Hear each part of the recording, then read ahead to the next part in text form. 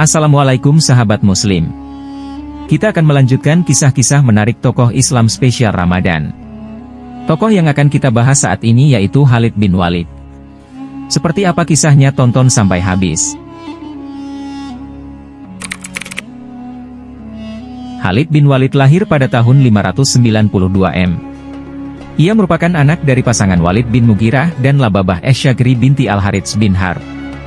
Ayahnya berasal dari Bani Mahsum, salah satu marga terkemuka di kalangan suku Quraisy.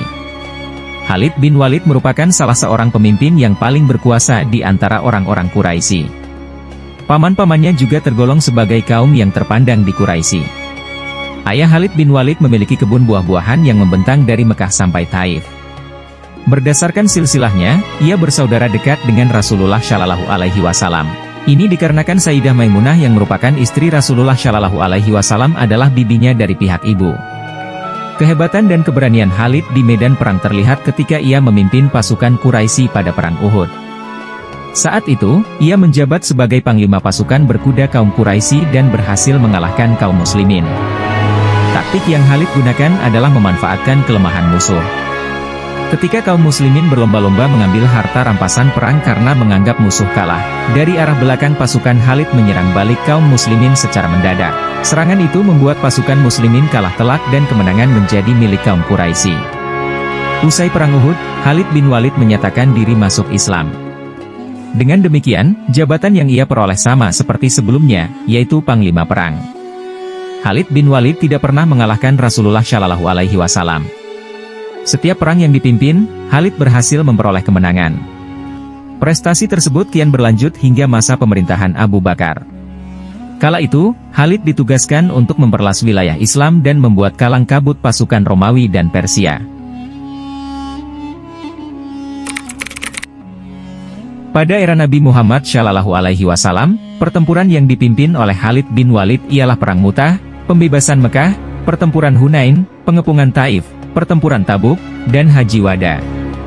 Ketika Perang Mu'tah, Khalid kehilangan 9 pedangnya. Inilah yang menyebabkan dirinya memperoleh gelar pedang Allah yang terhunus oleh Rasulullah Shallallahu Alaihi Wasallam. Sementara itu, pada peristiwa pembebasan Mekah atau Fatu Mekah pada tahun 630 M, Khalid bin Walid memiliki andil yang cukup besar dalam mengobarkan semangat pasukannya. Kemudian, di era Khalifah Abu Bakar, Khalid bin Walid memimpin sejumlah pertempuran, seperti pertempuran Riddah, pertempuran Yamamah, serta penaklukan Persia dan Romawi. Sejak Rasulullah Shallallahu Alaihi Wasallam wafat, banyak kaum muslim yang keluar dari Islam atau murtad.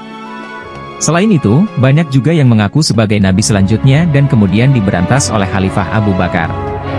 Salah satu pemberantasan tersebut dilakukan melalui pertempuran Yamamah yang melawan Musailamah Al-Kadzdzab, seseorang yang mengaku nabi.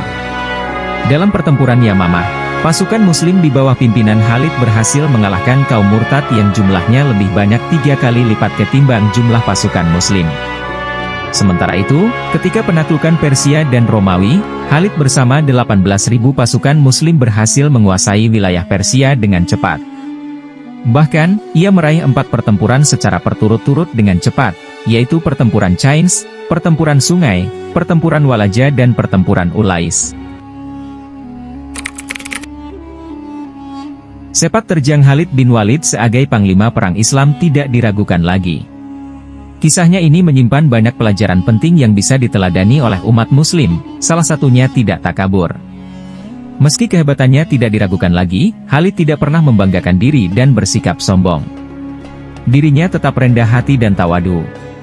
Selain itu, teladan lainnya yang dapat diperoleh dari kisah Khalid bin Walid ialah ikhlas dalam berjuang.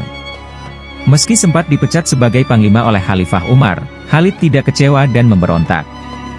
Menurutnya, semua posisi jabatan adalah sama. Yang membedakan hanya keikhlasan dalam memperjuangkan kebenaran. Dengan demikian, ia menerima keputusan Khalifah Umar dengan lapang.